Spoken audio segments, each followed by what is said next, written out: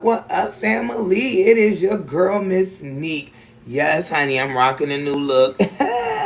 Anyway, you already know what time it is. It is I Can't Make This Shit Up. Listen, this is going to be a very, very interesting I Can't Make This Shit Up with a cameo from Dad. From all of y'all that's always asking how he's doing. Thank y'all so much for continuing to keep him in y'all's prayers and all of that.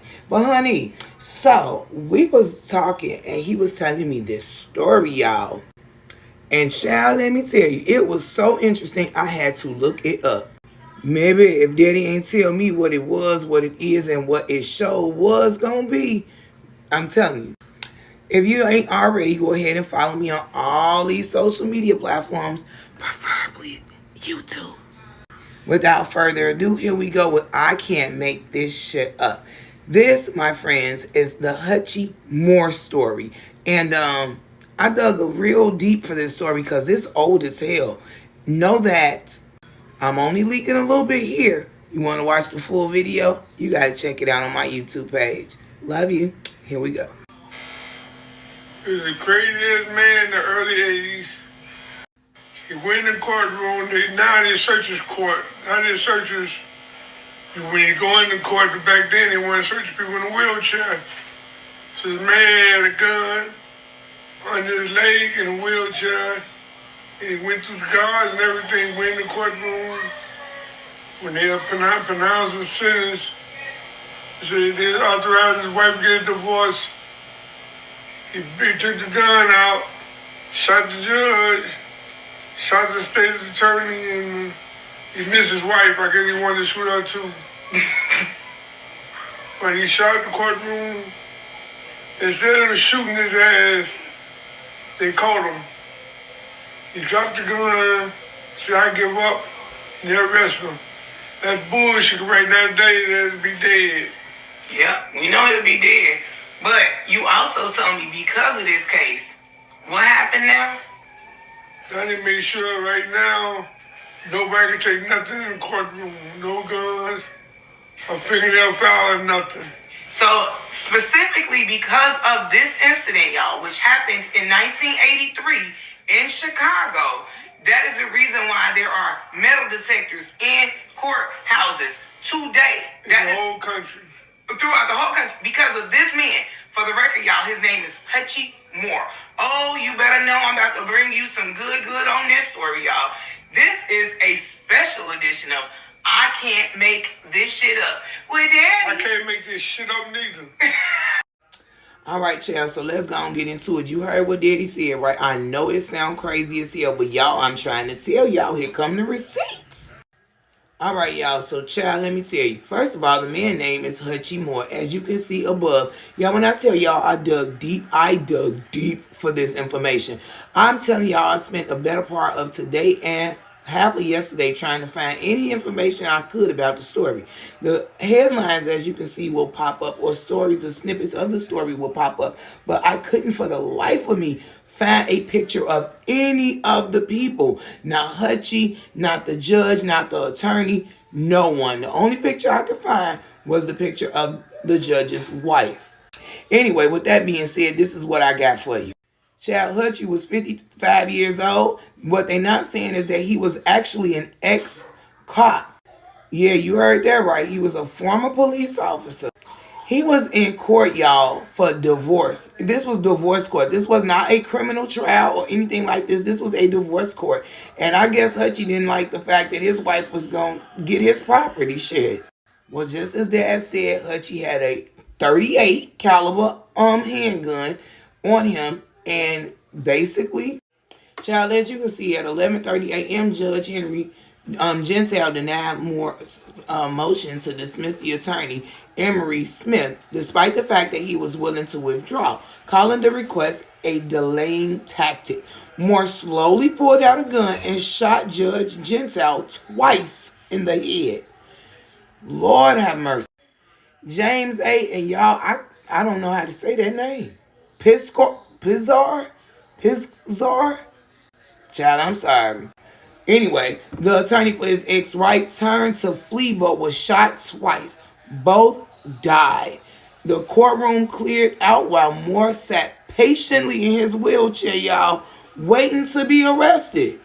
He literally told them, "You can come out now. I'm through." I mean, damn. He sure did go in there with a motive, didn't he? What in the world, y'all? There's more.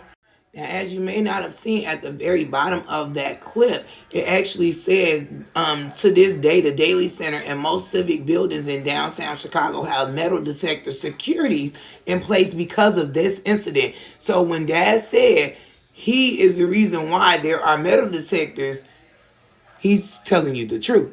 So let's move on, Chad, to now this. Now, here this is a couple of days later, and do you know Hutchie had the audacity to plead not guilty in the killings of the judge and the lawyer, y'all? Lord, I tell you, here we go. There's more. After he pled not guilty, child, they continue this case. Now, if you think that this is something him pleading not guilty, that is only the tip of the iceberg, honey. Mr. Hutchie get a little bit testier, and things with this judge's family gets a little crazy too. Wait till you see what I'm talking about. Here it come. So you remember before when I said I couldn't find pictures? This is literally the news clip of the day. That is the judge on the gurney that they're wheeling out. That's the only evidence as far as pictures that I have. No news coverage, nothing. Just the newspaper clipping. So I just want to bring that to you. All right, y'all. So despite the fact that he tried to plead not guilty or whatever, it actually says that in March of '84, prior to the start of the hearing, Moore was trying to fire his new attorney. Now, this attorney, y'all, is the public defender.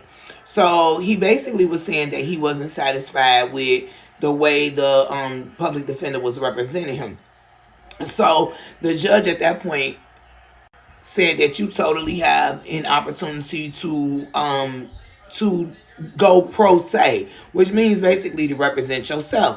However, the judge said in order to do that, you still would need, legal counsel to be able to consult with. So there had to be a representative of some sort at the table with him during the court proceeding. Well, child, I mean, as if it ain't bad enough. In April, again, of '84, Hutchie decided that it would be dumb to represent himself, literally stating that it would be impossible to defend himself. No shit, Hutchie.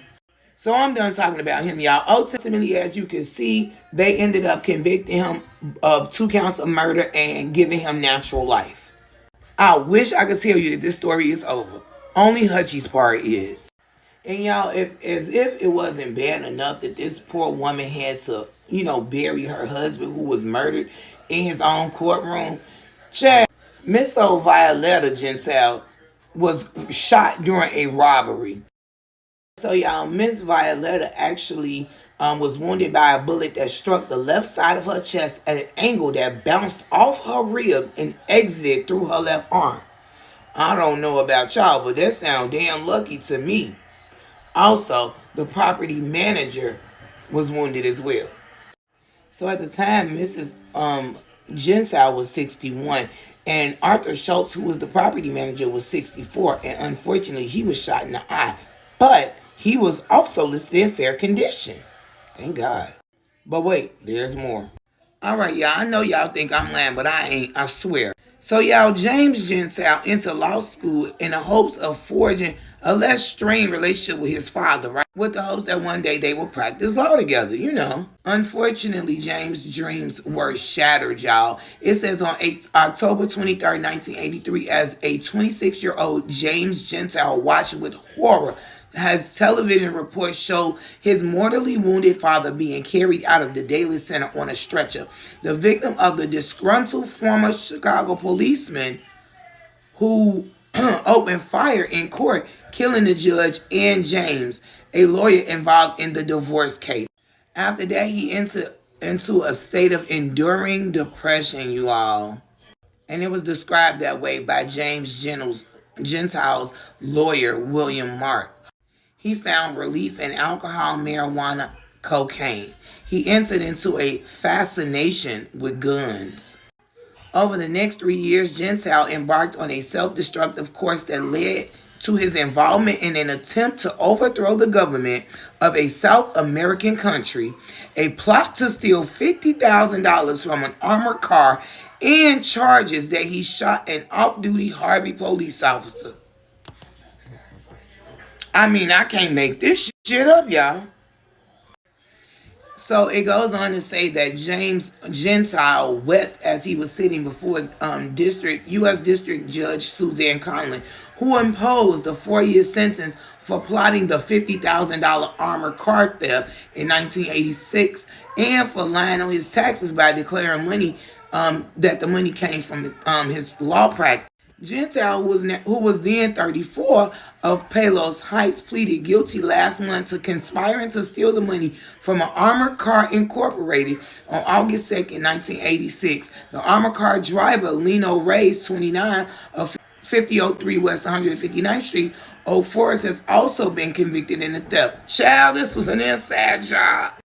Child, I'm sorry, I didn't mean to laugh. I'm deeply sorry, Gentile told Conlon, the judge. I'm ashamed and embarrassed, and I'm not that person today. Child, but U.S. Attorney Michael Mullen told Conlon he might not be that person today, but he was from 1984 to 1987.